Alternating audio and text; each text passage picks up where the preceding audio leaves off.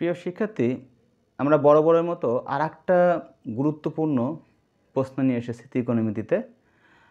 যে প্রশ্নটা অত্যন্ত ইম্পর্ট্যান্ট, বিভিন্ন পরীক্ষাতে আমাদের কাজে লাগতে পারে।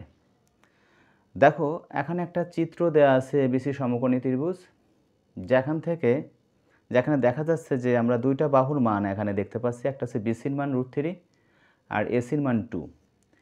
এই চিত্র থেকে আমাদের দুইটা প্রশ্ন করা হয়েছে। বলা হয়েছে এখানে এ কোণ, অর্থাৎ এ বিন্দুতে যে কোণটা আছে এই কোণের মান কত, আর বলা হয়েছে যে সি বিন্দুতে যে কোণটা আছে অর্থাৎ সি কোণের মান কত। এই দুইটা কোণের মান চাওয়া হয়েছে দুইটা প্রশ্নে।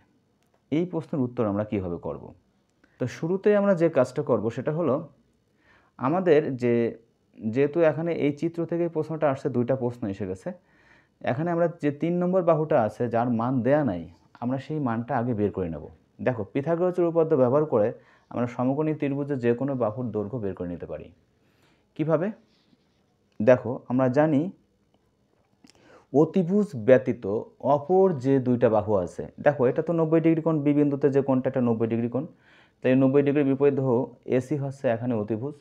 তাই এই অতিভুজ ব্যতীত অপর যে দুইটা বাহু আছে এই চিত্রের মধ্যে, সেই বাহুর যে কোনোটার মান বের করতে গেলে আমরা যে কাজটা করব, অর্থাৎ এবি বাহুর মান বের করতে চাচ্ছি, এর জন্য আমরা কী করবো, একটা রুট ওভার দেব, দিয়ে অতিভুজ যেটা আছে অর্থাৎ এসি, এই অতিভুজের যে মানটা আছে তার স্কোয়ার করব। তাহলে 2 এর স্কোয়ার করব, বিয়োগ দেব অপর যে বাহুটা আছে তার স্কোয়ার, অর্থাৎ √3 স্কোয়ার। ওকে, তাহলে এই কাজটা যদি আমরা ক্যালকুলেশন করি, অর্থাৎ সেই ক্ষেত্রে আমরা কি পাচ্ছি, দেখো এখন 2 এর স্কোয়ার করলে কত পাবো, 4, মাইনাস √এর স্কোয়ার করলে √ উঠে যায়, তাহলে এখানে আমরা পাবো 3। তাহলে দেখতে পাচ্ছি যে 4 - 3 √ ভিতর কত পাচ্ছি, 1, আর 1 এর বর্গমূল করলে পাবো 1ই। আচ্ছা, আর যদি কোনো রাশির বর্গমূল করলে পূর্ণ সংখ্যায় না পাওয়া যায়, তাহলে কিন্তু বর্গমূল সহ এই রাশিটা লিখে দেবা। আমাদের দশমিকে নিয়ে কাজ করব না এই অঙ্কগুলোতে। তাহলে এবির মান আমরা এখানে কত পেলাম, এবির মান পেলাম হচ্ছে এখানে 1। এবির মান 1 পেয়ে গেছি। যেহেতু এবির মান পেয়ে গেছি, আমাদের অঙ্কগুলো করাটা খুব সহজ হবে। দেখো কিভাবে, এই এ কোণের মান বের করব। তার মানে এ কোণের সাথে আমরা যে কোনো একটা ত্রিকোণমিতিক অনুপাত নিয়ে আসতে পারি এ কোণের সাথে। ধরো তুমি যদি নিতে চাও যে আমি সাইন এ কোণটাই নেব, সাইন এ কোণ ইকুয়াল টু, তাহলে কত লিখতে পারি, আমরা জানি সাইন থিটা ইকুয়াল টু লম্ব ভাগ অতিভুজ। তাহলে এখানে এ কোণের সাপেক্ষে লম্ব কত, বিসি, ভাগ অতিভুজ এ কোণের সাপেক্ষে, অতিভুজ সর্বদাই 90 ডিগ্রি বিপরীত বাহু হয়, তাহলে এখানে এসি। তাহলে বিসির মান কত পাচ্ছি এখানে, √3, আর এসির মান কত পাইছি, 2। তার মানে সাইন এ ইকুয়াল টু আছে √3/2। তাহলে আমি এ কোণটা কিন্তু খুব সহজেই বের করে নিতে পারবো। কীভাবে? আমরা যে কাজটা করব সেটা হচ্ছে, একটা ক্যালকুলেটর নেব, সায়েন্টিফিক ক্যালকুলেটর। এই সায়েন্টিফিক ক্যালকুলেটরে আমরা ফার্স্টে শিফটে প্রেস করব। শিফট প্রেস করার পর এখানে যে ত্রিকোণমিতিক অনুপাতটা ছিল সাইন, সেই সাইনটা লিখব।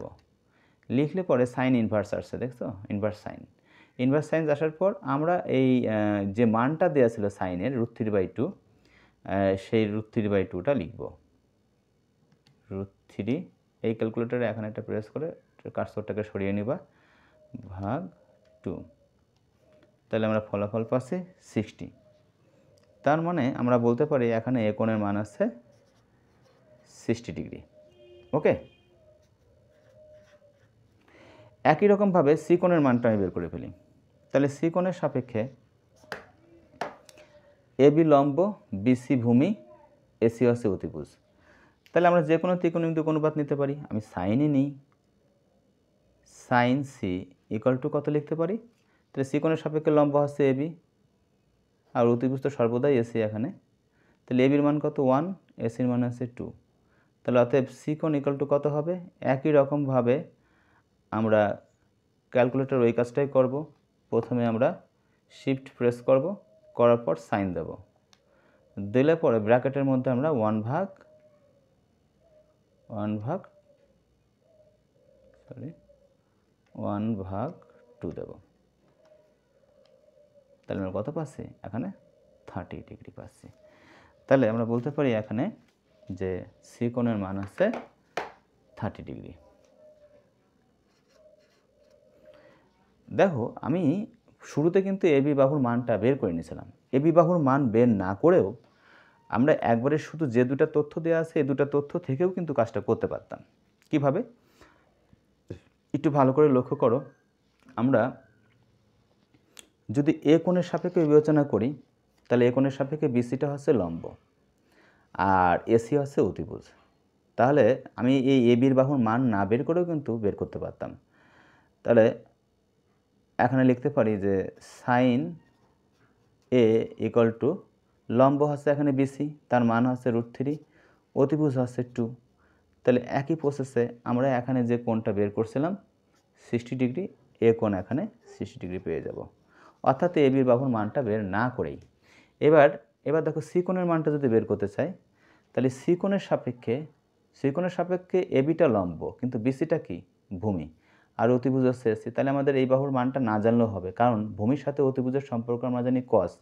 তাহলে কি সি কোণের সাপেক্ষে আমি যদি কস নিয়ে আসতাম যে কস সি ইকুয়াল টু, তাহলে সি কোণের সাপেক্ষে কস সি নিয়ে আসলে পরে আমরা লিখতে পারি কস সি ইকুয়াল টু ভূমি ভাগ অতিভুজ। তাহলে এই সি কোণের সাপেক্ষে ভূমি আছে বিসি, তাহলে বিসির মান আছে √3 আর এসির মান আছে 2।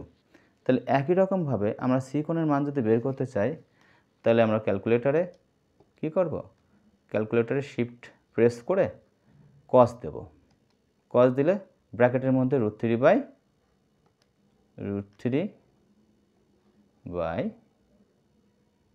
ভাগ 2, এই তো দিলে দেখো আমরা পাচ্ছি 30 ডিগ্রি। তাহলে এই প্রসেসেও কিন্তু আমরা করতে পারতাম এবি বাহুর দৈর্ঘ্য না বের করে। ঠিক আছে, তারপরেও আমি এবি বাহুর দৈর্ঘ্যটা বের করে রাখছি যে আমাদের প্রশ্ন তো এভাবে ছাড়া অন্যভাবেও আসতে পারে, যে ক্ষেত্রে আমাদের হয়তো এবি বাহুর মানটা বের করাটা বাধ্যতামূলক। তো সেই ক্ষেত্রে আমরা এই কাজগুলো করে নিতে পারি।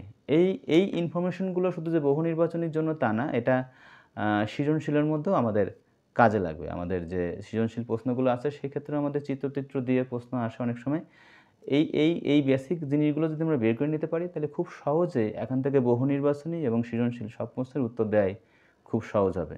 আমার পরবর্তী ক্লাসগুলো দেখার আমন্ত্রণ রইল। ধন্যবাদ, আজকে এই পর্যন্তই।